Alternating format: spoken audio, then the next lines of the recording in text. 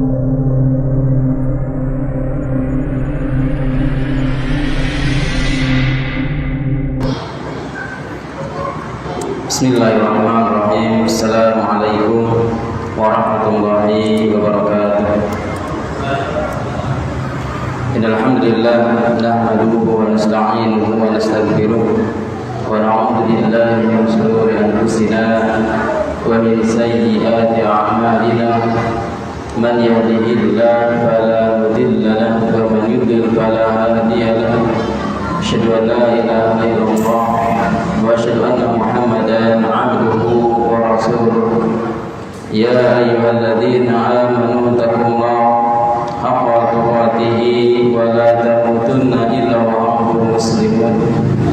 Ya ayyuhan nasu taqu rabbakum alladzi khalaqakum min nafsin wahidah wa khalaqa minha zawjaha wa batha minhuma rijalan katsiran wa nisaa. Wattaqullaha alladzi tasaaluna bihi wal arham innallaha kana 'alaikum raqiba. Fa inna asdaqal hadithi kitabullah wa khairal hadi hadi Muhammadin sallallahu alaihi wa alihi wa sallam wa syarrul umuri muhdatsatuha wa kullu muhdatsatin bid'ah wa kullu bid'atin dhalalah wa kullu dhalalatin finnar. Baik, puji dan syukur kita menunjukkan kepada Allah Subhanahu wa ta'ala yang telah memberikan nikmat-nikmatnya kepada kita semuanya, nikmat iman, nikmat kesehatan, nikmat kita bisa bermuajah, berkumpul di majelis yang barakah ini. Salawat serta salam kepada Nabi besar Muhammad sallallahu alaihi wa alihi wasallam. Baik, kita akan melanjutkan pembahasan kitab Umdatul Ahkam. Insyaallah pada pertemuan kita kali ini kita akan membacakan hadis yang berkaitan dengan bab al-jam', yaitu bab jam'i baina salataini, yaitu bab jama' antara dua salat fi safar, di safar. Terkait salat jama', maka Islam telah memberikan keringanan kepada kaum muslimin yang mana pada asalnya sholat itu harus dikerjakan sesuai dengan aturan, yaitu dikerjakan pada waktunya, juga dikerjakan sesuai dengan rakaat yang telah ditentukan di dalam as-sunnah. Akan tetapi Rasulullah sallallahu alaihi wa alihi wasallam memberikan keringanan kepada orang-orang yang mana di sana adanya kebutuhan, baik kebutuhan tersebut adalah karena hujan lebat ataupun karena angin kencang atau karena kecapean, maka dibolehkan bagi orang yang sholat itu untuk menjamak. Jadi jamak itu adalah butuh. Tatkala seseorang membutuhkan, tentunya butuh di sini adalah adanya udzur, ya, baik udzur sakit, hujan, ataupun safar. Maka Islam membolehkan untuk dijamak. Maka Allah Subhanahu wa taala berfirman, "Wa ma ja'ala 'alaikum fid dini min haraj." Maka tidaklah agama Islam ini untuk kalian adanya haraj, yaitu kesulitan. Islam datang dengan penuh kemudahan. Maka setiap kita melakukan sebuah ibadah, maka Allah Subhanahu wa taala tidak membebani. La yukallifullahu nafsan illa wus'aha. Maka tatkala kita melakukan sebuah ibadah, maka Allah Subhanahu wa taala tidak membebani. Artinya kita melakukan ibadah dengan semampu kita. Fattaqullaha mastata'tum. Ini dalam melakukan sebuah ibadah. Dalam melakukan sebuah ibadah, maka kita melakukan sesuai dengan kemampuan kita. Akan tetapi sebaliknya, tatkala kita menjauhi kemaksiatan, menjauhi larangan-larangan Allah Subhanahu wa taala, maka kita menjauhinya dengan tidak semampu kita. Artinya kita menjauhi dengan secara keseluruhan. Tapi kembali kepada jamaah di dalam sholat, maka jamaah dalam sholat intinya adalah seseorang membutuhkan, dan itu bisa karena sakit, bisa karena musafir, bisa karena takut, atau karena hujan, atau yang lainnya. Bahkan Rasulullah Shallallahu Alaihi Wasallam pernah menjamak sholat karena apa? Karena kecapean, ya, khawatir jamaah itu sedang mengalami kecapean, maka Rasulullah Shallallahu Alaihi Wasallam menjamak sholat tersebut. Tapi hadis yang pertama, an Abdullah bin Abbas radhiyallahu anhu qala, dari Abdullah bin Abbas radhiyallahu anhuma qala, kana Rasulullah sallallahu alaihi wasallam, bahwasanya Rasulullah sallallahu alaihi wasallam yajma'u fis safar, yaitu menjamak di dalam safar, baina salati dhuhri wal asri, yaitu antara salat zuhur dan asar, idza kana ala dhahri sayrin, apabila beliau dalam perjalanan, wa yajma'u bainal maghrib wal isya, dan menjamak antara maghrib dan isya. Maka di sini Rasulullah sallallahu alaihi wasallam tidak menyebutkan salat subuh.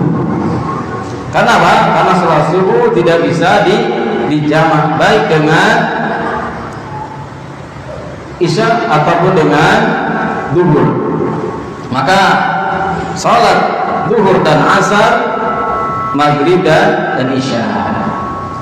Nah, maka apa? Maka ini Rasulullah Shallallahu Alaihi Wasallam menjamak fi safari, ketika safar, ya. Dan safar itu dalam Islam ada batasan-batasannya. Walaupun di sana banyak definisi daripada safar, banyak definisi daripada safar, yang mana kita bisa mengambil pertengahan daripada definisi tersebut. Maka para ulama mengambil safar jika diambil jarak adalah kurang lebih 80 kilometer. Itu batas minimal, ya. batas minimal yang kita ambil dari beberapa pendapat tentang safar. Bahkan ada juga yang mengatakan tidak terkait dengan jarak.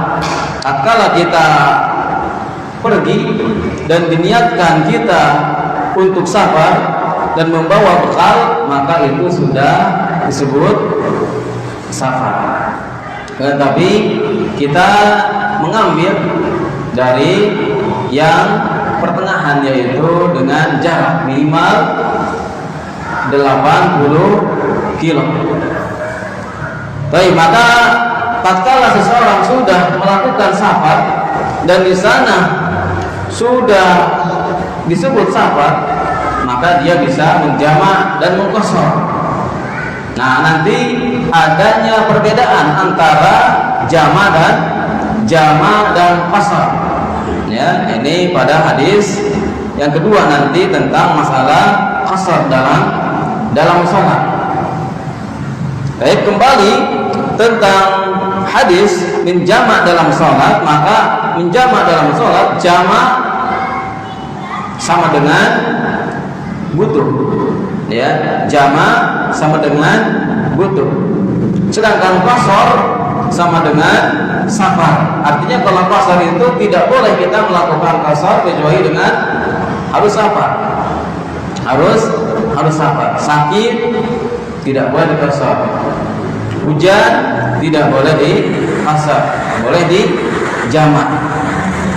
Nah, maka ja'alallahu ta'ala as-shalawatil khamsi awqatan. Allah Subhanahu wa ta'ala telah menjadikan salat 5 waktu itu ada waktu-waktunya. Awqatan muhaddadatan, ada waktu-waktu. Ya, salat subuh, salat zuhur, asar, maghrib, isya, ada waktu-waktu tertentu. Likulli salatin waqtuhal khasu kama qala ta'ala innas salata kanat 'alal mu'minina kitaban mawquta. Jadi setiap salat itu ada waktu-waktu yang khusus. Seperti firman Allah Subhanahu wa taala, sesungguhnya salat itu telah diwajibkan kepada kaum mukminin kitaban mawquta, yaitu telah diwajibkan, telah dituliskan, ya, waktu-waktu tertentu. Wal aslu wujubu fi'lin kulli salatin bi waqtiha alladhi bayyanahu Nabi sallallahu alaihi wasallam. Jadi pada asalnya wajibnya melakukan setiap salat itu pada waktunya. Wajib melakukan salat pada waktunya, dan ini adalah salah satu amalan yang dicintai Allah Subhanahu wa taala. Ketika Rasulullah sallallahu alaihi wasallam ditanya tentang ayyu amalin, amalan apa, ya, yang Allah Subhanahu wa taala mencintainya, maka Rasulullah sallallahu alaihi wasallam mengatakan as-salatu ala waqtiha, salat pada waktunya. Jadi salat pada waktunya adalah salah satu amalan yang dicintai oleh Allah Subhanahu wa taala. Yang kedua adalah birrul walidain. Yang ketiga adalah al-jihadu fi sabilillah. Ini adalah 3 amalan yang dicintai oleh Allah Subhanahu wa taala. As-salatu ala waqtiha, birrul walidain, al-jihadu fi sabilillah. Maka tatkala kita melakukan ketiga hal ini, salat pada waktunya, juga kita birrul walidain, juga al-jihadu fi sabilillah, maka kita sudah menjamak kebaikan-kebaikan yang telah Rasulullah sallallahu alaihi wasallam sebutkan. Tentunya yang pertama ini adalah yang harus kita utamakan, ya, juga yang kedua yaitu birrul walidain, yaitu kita memuliakan kedua orang tua. Ini adalah salah satu perbuatan yang harus, yang harus. Kenapa? Karena di sana banyak sekali dalil-dalil, banyak sekali dalil-dalil baik dari Al-Quran ataupun hadis tentang apa? Tentang wajibnya kita birrul walidain. Maka tatkala sesuatu itu diucapkan secara berulang-ulang, maka apa? Menunjukkan sesuatu tersebut adalah penting.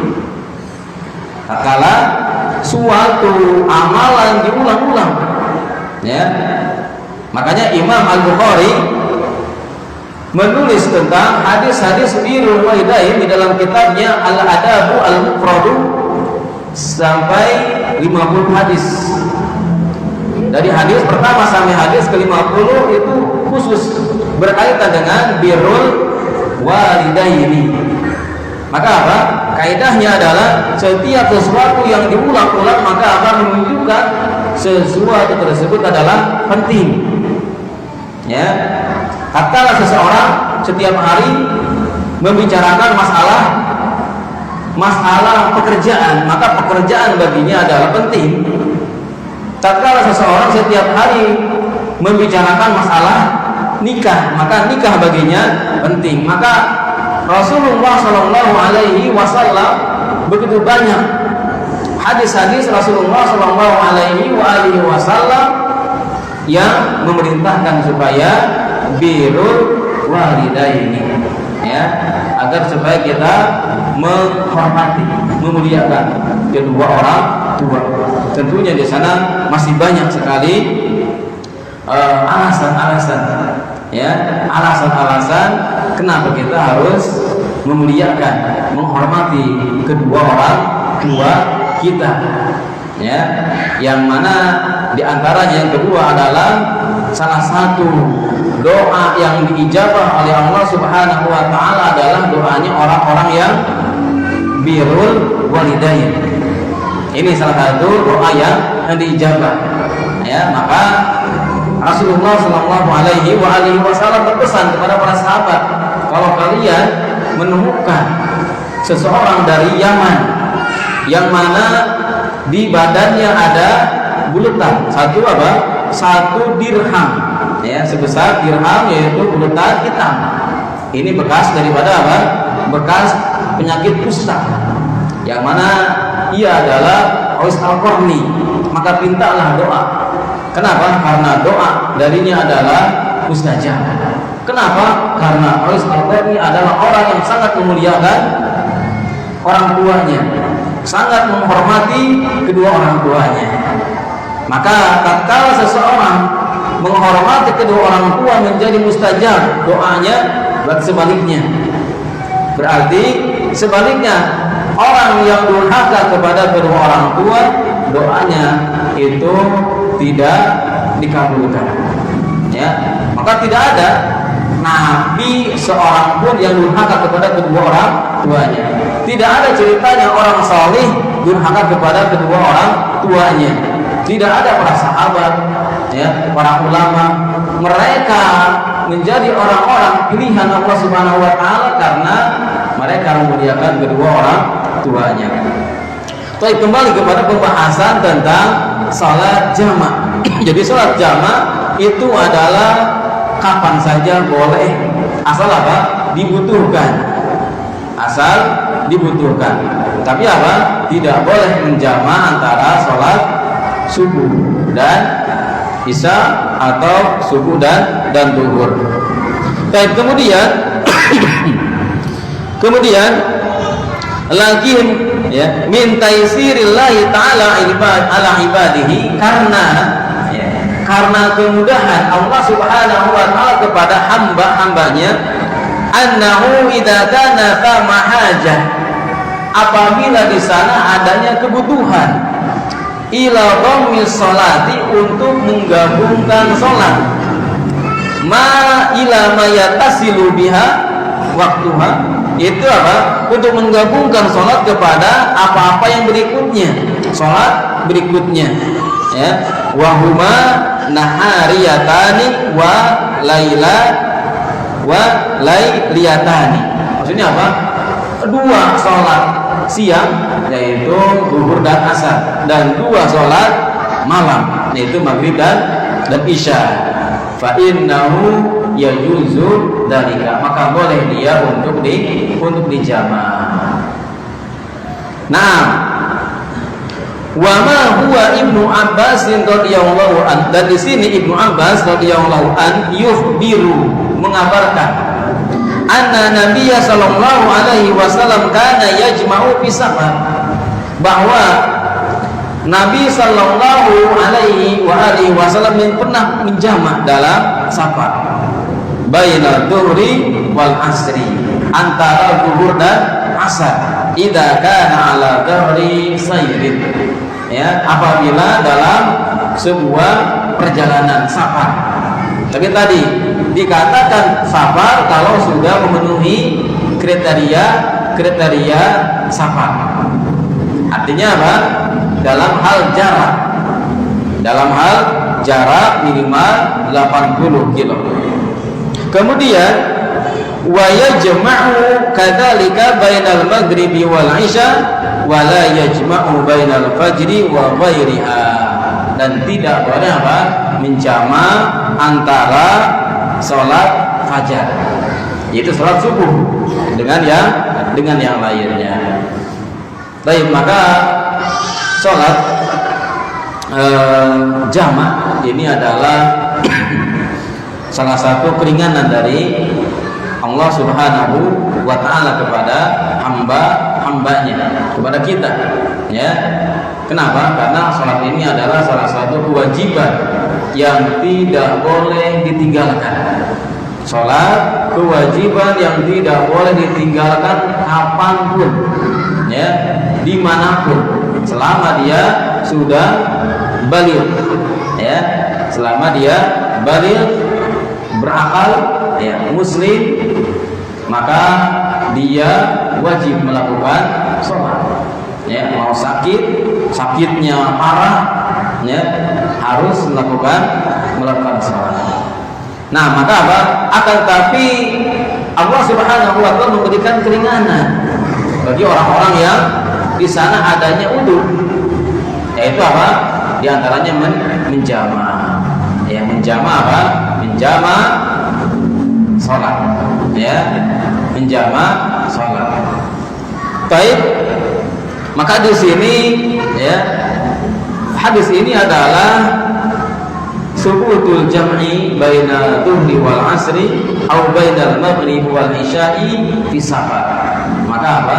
Maka di sini sahnya menjamak antara zuhur dan asar, maghrib dan isya, ya. Wa huwa sunnatun, dan ini termasuk sunnah liman kana ala dhahri sayrin, bagi siapa ya dalam perjalanan, juga bagi siapa yang membutuhkan. Baik, anna salatal fajri la tujma'u, ya, adapun salat fajar tidak boleh dijamak, ya, salat fajar tidak boleh dijamak. Baik, kemudian langsung kita ke hadis yang berikutnya, yaitu bab tentang qasar, ya, qasar salat. Adapun qasar adalah iktisarul musalli ala rak'atain. Jadi apa? Memendekkan, ya, memendekkan orang yang sholat ala rak'atain, menjadi dua.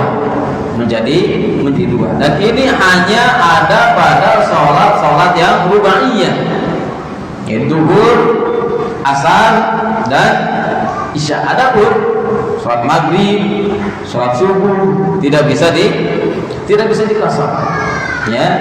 Sholat maghrib tidak bisa diqasar, walaupun kadang ada orang, ya, dalam perjalanan mereka mengqasar sholat maghrib, ya, mengqasar sholat maghrib. Maka apa? Sholat maghrib tidak bisa diqasar. Baik, wa qasru sholat fi safar min rahmatillahi, termasuk apa? Rahmat, kasih sayang Allah Subhanahu wa ta'ala bi'ibadihi, kepada hamba-hambanya. Wa taysirihi, dan ini bentuk kemudahan, wa huwa khasun li sholatir rubaiyah. Ini adalah khusus untuk sholat yang rubai, az-zuhru wal asru wal isya.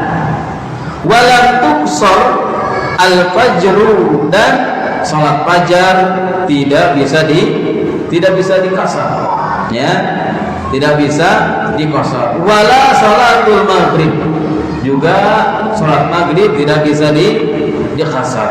Artinya hanya yang rubaiyah saja yang bisa dikasar. Dan qasar, kapan seseorang bisa mengqasar sholat? Kalau safar, ya. Kalau tadi menjamak boleh safar, boleh dalam keadaan mukim, ya, boleh dalam keadaan mukim. Tapi kalau qasar itu harus safar terlebih dahulu. Nah, tadi dikatakan bahwa apa? Di antara jarak adalah 8 kurang lebih minimal 80 km, ataupun kalau dalam hadis yaitu kurang lebih 16 farsakh, ya, 16 farsakh itu adalah 80 km. Nah, maka apa? Lalu dalam keadaan bagaimana seorang musafir itu bisa mengqasar sholatnya? Ya, jadi tidak semua musafir bisa mengqasar sholat.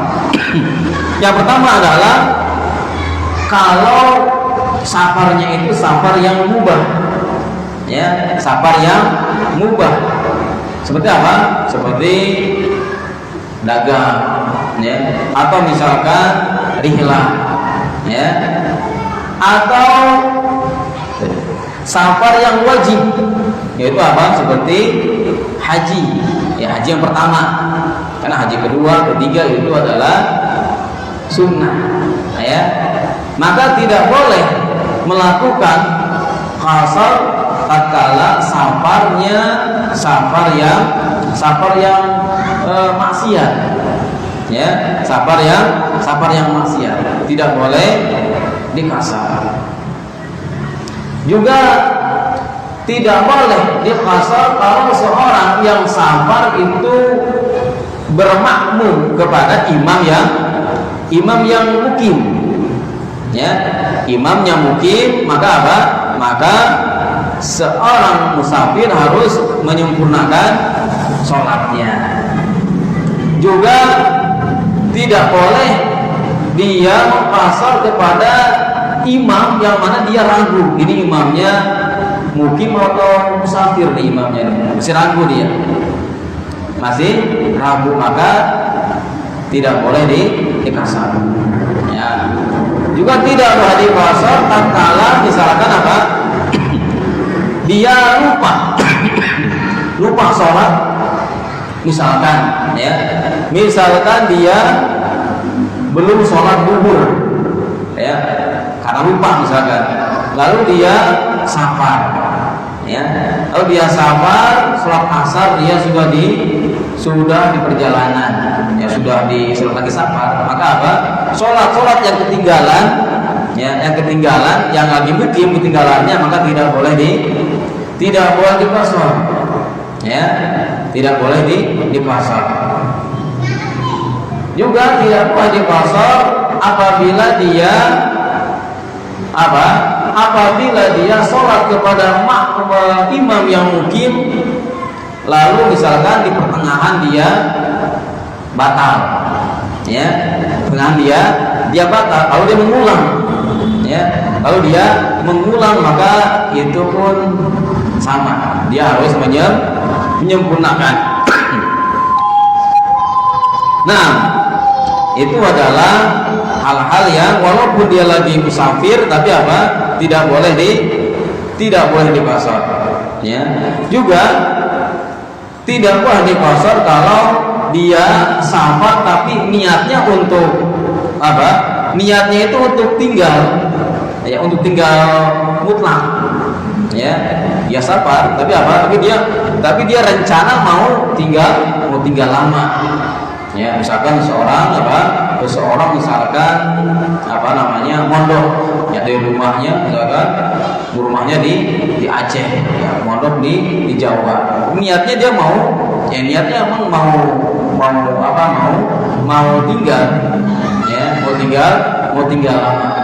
Maka tatkala niat kita mau tinggal lama, maka tidak boleh dikosor. Walaupun dalam safar. Nah, adapun hadis berkaitan dengan qasar adalah an Abdullah bin Umar radhiyallahu anhu qala, dari Abdullah bin Umar radhiyallahu anhu qala, sahibtu Rasulullah sallallahu alaihi wasallam, saya menemani Rasulullah sallallahu alaihi wasallam, fakana la yazidu fi sabari ala raq'ataini, ya, maka apa? Maka Rasulullah sallallahu alaihi wasallam itu belum pernah, ya, la yazid, belum pernah apa? Menambah dalam salatnya ala raq'ataini. Ya, artinya apa? Selalu dikosor. Rasulullah sallallahu alaihi wasallam selalu mengqasar salatnya. Ya, juga wa Abu Bakr wa Umar wa Utsman kadzalika. Ya, artinya Rasulullah, ya, Abu Bakar, Umar, Utsman tatkala safar itu selalu dikosor. Walaupun qasar ini enggak wajib. Ya, qasar bentuknya adalah sunnah, ya. Akan tetapi tatkala seseorang itu sudah dikenai rukhsah, ya, artinya tatkala Allah Subhanahu wa taala telah memberikan rukhsah kepada seorang muslim, maka apa? Sebaiknya rukhsah itu diambil, ya. Innallaha yuhibbu, ya, an tu'tiya rukhsah, ya. Jadi Allah Subhanahu wa taala itu menyukai kalau apa? Kalau rukhsahnya itu apa? Pemberiannya itu apa? Diambil, ya. Seperti apa? Seperti Allah Subhanahu wa taala yaqrahu, ya, sangat benci kalau apa? Kalau hambanya itu bermaksiat. Nah, jadi apa? Jadi rukhsah sebaiknya diambil. Ya, kadang manusia, ya, kita juga seperti itu. Tatkala kita memberikan hadiah, memberikan sesuatu kepada teman kita, kepada tetangga kita, senang kalau apa? Kalau pemberian kita itu dipakai, kalau pemberian kita itu digunakan, maka Allah Subhanahu wa taala demikian senang kalau apa? Kalau rukhsah dari Allah Subhanahu wa taala itu dipergunakan. Nah, maka apa? Ini adalah dalil tentang bolehnya mengqasar, ya, salat tatkala di perjalanan. Baik, maka di sini Abdullah bin Umar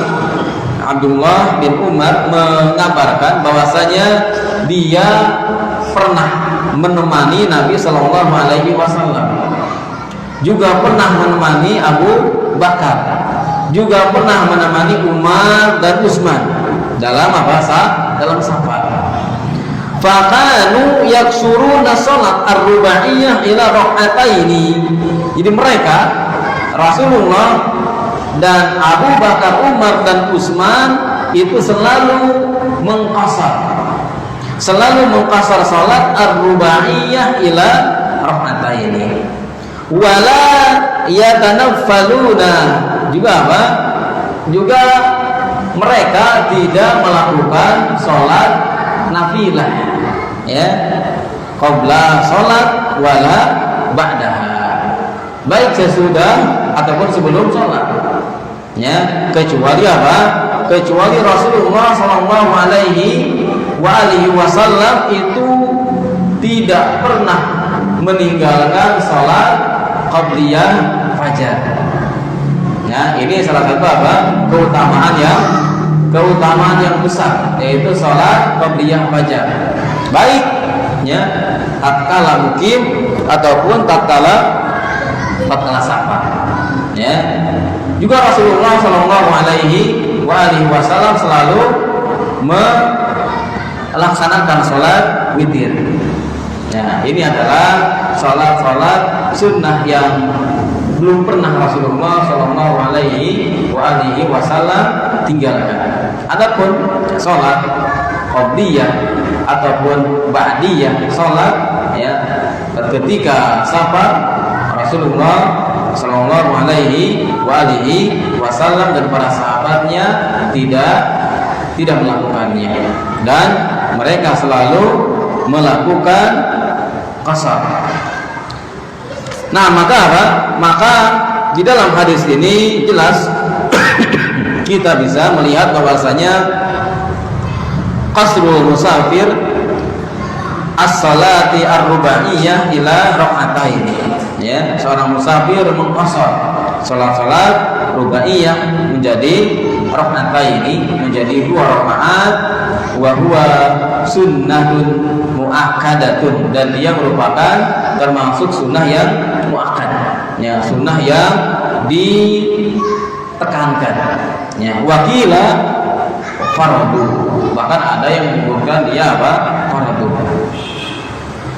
Nah, tetapi yang rajih adalah sunnah, ya. Artinya kalau kita mau melakukannya boleh, ya. Juga kalau tidak apa-apa. Tapi juga dari sini kita melihat bahwasanya anna sunnata lil musafir taraku tanafuli bi rawatibil faraid illa ratibatal fajri, ya. Jadi apa? Bahwa Rasulullah Shallallahu Alaihi Wasallam itu tatkala musafir meninggalkan sholat sunnah rawatib, ya, kecuali apa? Kecuali yaitu qabla sholat fajar. Karena ini salah satu pahalanya yang besar kalau seseorang melakukan sholat qabliyah fajar, yaitu sama dengan apa? Dia melebihi apa? Dunia dan isinya. Nah, juga di sini suhulatus syariatul islamiyah, ya, mudahnya syariat Islam ini. Jadi Islam tidak membebani, Islam tidak memberatkan terhadap kaum muslimin. Kemudian berikutnya masuk pada babul Jum'ah, ya. Babul Jum'ah itu adalah bab tentang hari Jumat ataupun sholat Jumat. Al-Jum'atu bidammil jim, yaitu apa? Didomahkan jimnya, ya. Al-Jum, ya. Al-Jumu'atu, ya. Al-Jumu'atu maknanya adalah minal jam'i, yaitu menjama', ya, menjama', menggabungkan. Sumia bidzalika, dinamakan jama', dinamakan Jum'ah, ya, li'anna Allah jama'a fihi minal umuri al-qauniyah wa syar'iyyah, karena Allah Subhanahu wa taala telah menjamak, telah mengumpulkan pada hari Jumat ini kebaikan-kebaikan, baik kebaikan-kebaikan yang berkaitan dengan kauniyah, ya, atau kebaikan-kebaikan yang berkaitan dengan syar'iyyah, ya. Kebaikan-kebaikan yang berkaitan dengan kauniyah, ya, malam yajma'uhu fi ghairihi fa fihi kamula khalqus samawati wal ardh, ya. Juga apa? Yaitu disempurnakannya penciptaan langit dan bumi itu pada hari Jumat. Juga diciptakannya Adam pada hari Jumat. Juga wa fihi taqumu sa'ah, ya, terjadinya hari kiamat itu pada hari Jumat. Juga fayab'atsun nasu, ya, manusia akan dibangkitkan pada hari Jumat. Ya, juga di sana banyak kebaikan-kebaikan syar'i, ya, kebaikan-kebaikan syar'i. Di antaranya apa? Hari Jumat ini merupakan sayyidul ayyam, ya, sayyidul ayyam, ya. Dan di sana ada apa? Ada kita yaitu melakukan sholat Jumat, ya. Dan di sana ada adab-adab, ya, adab-adab tentang sholat Jumat, dan wajib bagi seorang muslim untuk melakukan sholat Jumat. Rasulullah Shallallahu Alaihi Wasallam mengatakan, ya, man tarakal Jum'ah, ya, salah samarah, barang siapa yang meninggalkan sholat Jumat 3 kali, ya, tahawunan, yaitu dengan apa? Karena disengaja, ya, maka apa? Maka Allah Subhanahu wa taala qaba Allahu alaihi, maka Allah Subhanahu wa taala akan apa?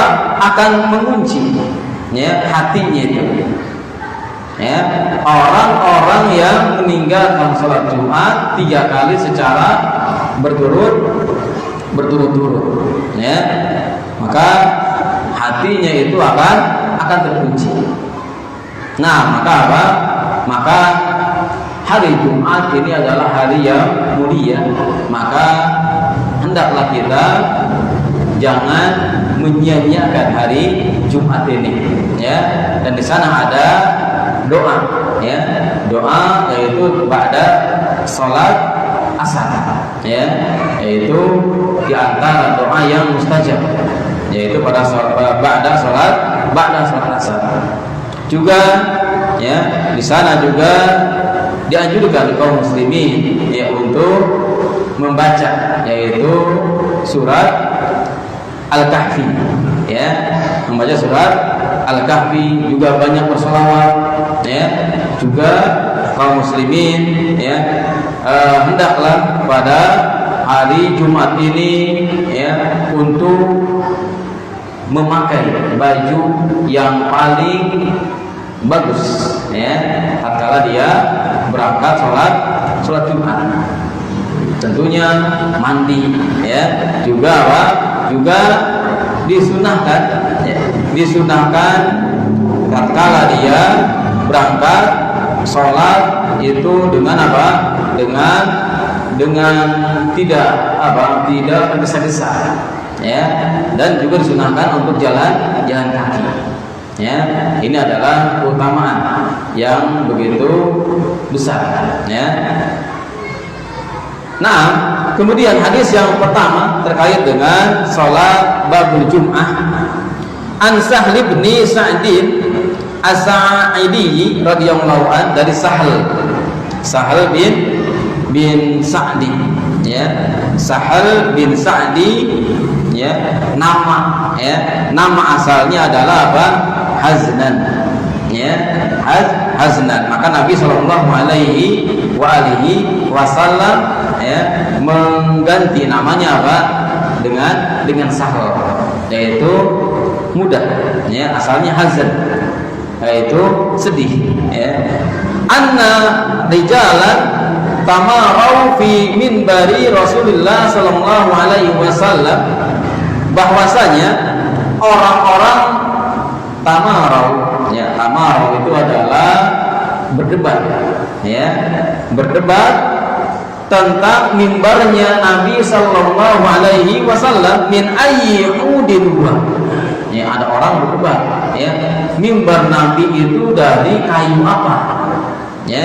Faqala Sahl, maka Sahl berkata, min tarfa'il ghabah, yaitu dari kayu yang berasal dari hutan. Wa qad ra'aitu Nabi Sallallahu Alaihi Wasallam, kemudian Sahl setelah menjawab, ya, setelah menjawab pertanyaan tadi, maka menambahkan faidah, ya. Begitulah para sahabat. Artinya apa?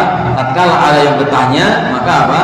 Selalu menambahkan faidah-faidah. Artinya tidak selesai, ya, tidak selesai dari kayu berasal dari hutan. Akan tapi apa? Sahal di sini menjelaskan, ya, melanjutkan. Wa qad ra'aitu Nabi sallallahu alaihi wasallam qama alaihi. Aku pernah melihat Nabi sallallahu alaihi wasallam berdiri di mimbar tersebut. Fakhabbara, kemudian bertakbir. Wa khabbara nasu, dan manusia jamaah bertakbir. Artinya apa? Nabi pernah sholat di atas mimbar, ya. Wara'ahu, ya, maka apa? Yang di belakangnya apa? Bertakbir juga. Wa huwa 'alal mimbar, dan posisi Nabi ada di atas mimbar. Nah, ini apa? Bolehnya apa? Bolehnya sholat di atas mimbar. Ya, tentunya apa? Mimbarnya Nabi itu apa? Bentuknya dengan tangga, dengan 3 kali, ada 3 tangga. Dan di sini, ya, di sini kemungkinan apa? Tangganya lebar, ya. Maka Nabi Shallallahu Alaihi Wasallam sholat di atas mimbar, tsumma rafa'a, ya, fanazala.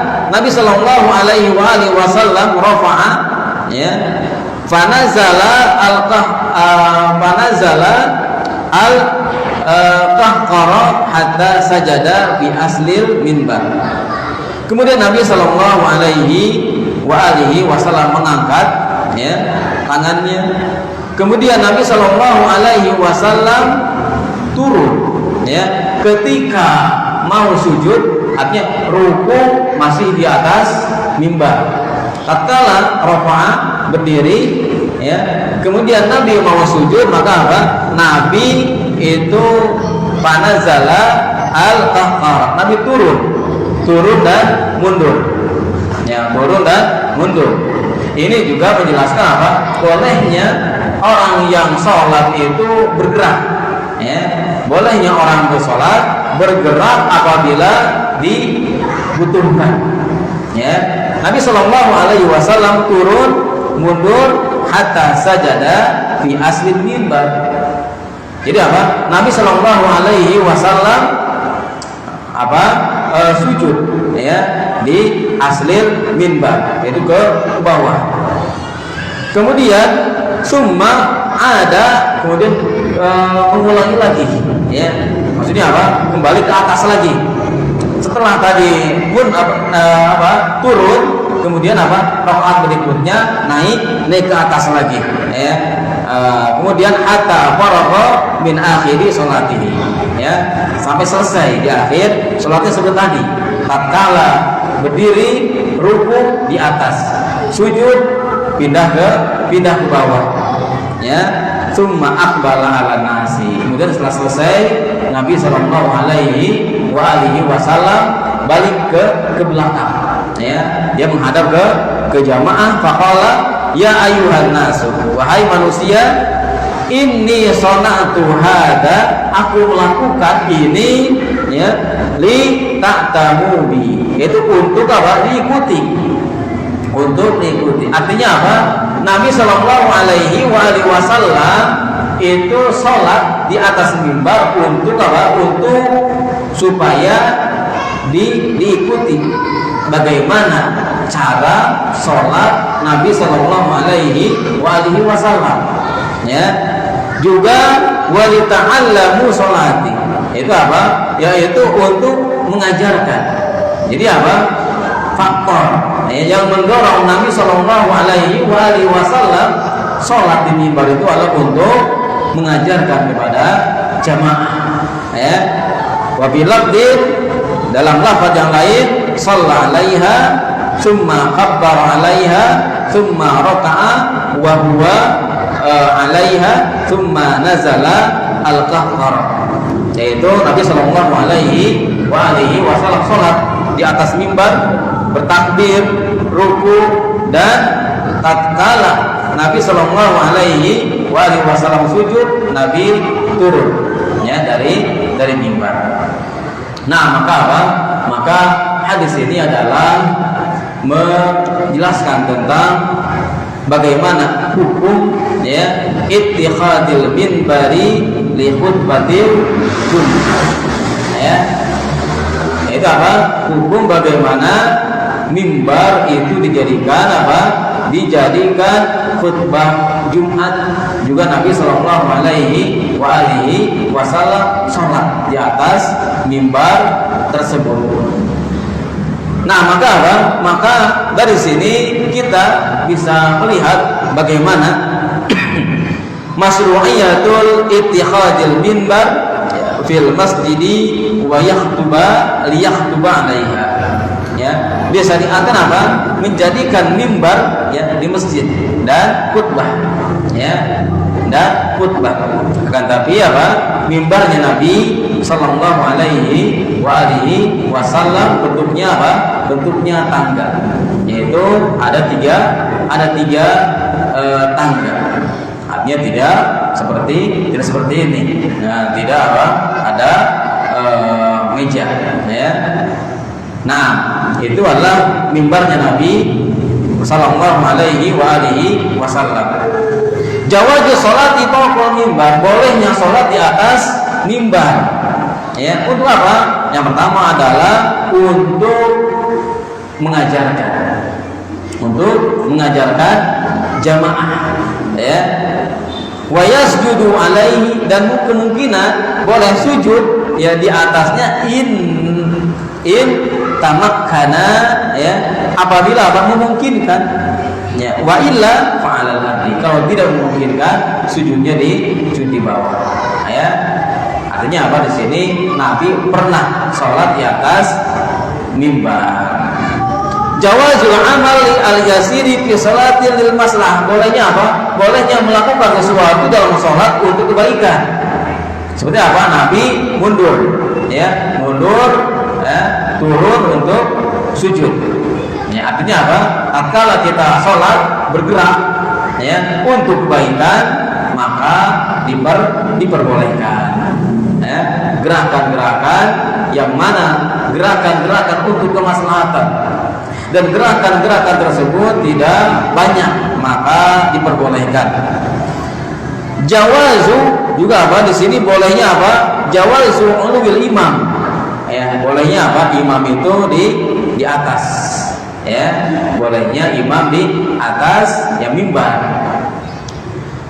Juga di sini hirsun Nabi Sallallahu Alaihi Wasallam ala ta'limi ummatihi wa tablighihi asy-syar'a. Ya, semangatnya Nabi Sallallahu Alaihi Wasallam untuk memberikan taklim, pengajaran kepada para sahabat, sampai Nabi Sallallahu Alaihi Wasallam ya, memberikan pengajaran ya di atas mimbar. Apalagi kondisinya adalah hari Jumat, yang mana hari Jumat biasanya apa? Kaum muslimin banyak yang datang. Maka di sini salah satu kesempatan untuk memberikan taklim. Kemudian hadis yang berikutnya yang berkaitan dengan Jum'ah, an Abdullah bin Umar radhiyallahu anhu anna Nabiy sallallahu alaihi wasallam qala man jaa minkumul jum'ata falyaghtasil. Ya, man jaa, yaitu barang siapa. Ya, man di sini adalah isim syarat. Ya, man jaa. Ya, man jaa, barang siapa yang datang, minkum di antara kalian al-jum'ata. Ya, yaitu Jumat, falyaghtasil. Maka apa? Maka hendaklah dia mandi. Maka ini salah satu sunnah, ya, salah satu sunnah adab di hari Jumat, yaitu mandi bagi orang yang mau melakukan sholat Jumat. Ya, bagi orang yang mau melakukan sholat Jumat. Baik, maka di sini Abdullah bin Umar mengatakan bahwa Nabi Shallallahu Alaihi Wasallam memerintahkan kullah, bagi setiap man arada, bagi setiap yang ingin al-maji'a ila salatul Jum'ah, bagi yang ingin mendatangi sholat Jumat, an yaghtasila, untuk apa? Mandi. untuk mandi. Liyutahhira jami'a badanihi minal awsakh. Untuk apa? Untuk membersihkan seluruh badannya dari kotoran-kotoran. Ya. Ta'abbudan lillahi azza wa jalla, yaitu bentuk ma'bud. Karena dilakukan pada hari Jumat. Maka apa? Maka ini menjadikan sebuah ibadah. Berbeda dengan hari yang lainnya. Ya. Jadi kalau hari-hari yang lainnya ya, itu bentuknya mubah saja.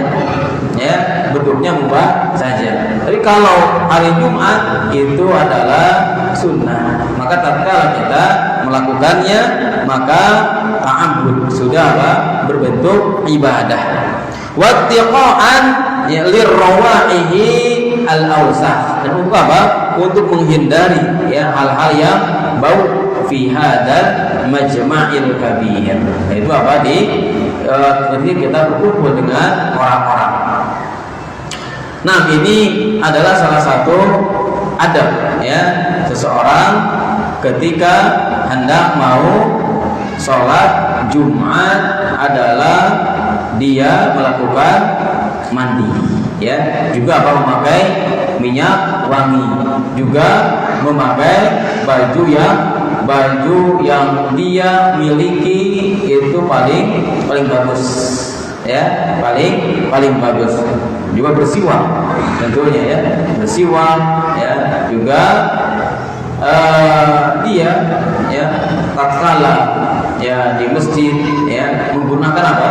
Menggunakan waktu ya, menggunakan waktu dengan apa? Dengan zikir ya, berselawat ya, tidak melakukan hal-hal yang rusak daripada ibadah ya, rusak daripada ibadah. Dan keutamaan orang yang datang sholat Jumat ya di waktu yang pertama, maka Rasulullah SAW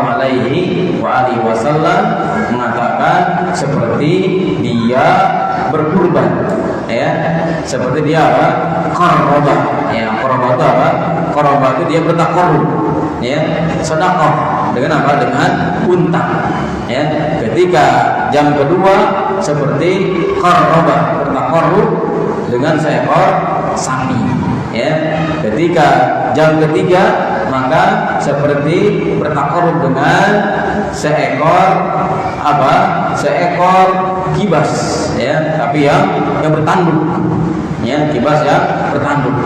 Keempat seperti bertakarrub dengan seekor ayam ya. Kelima seperti dia bertakarrub dengan satu biji telur.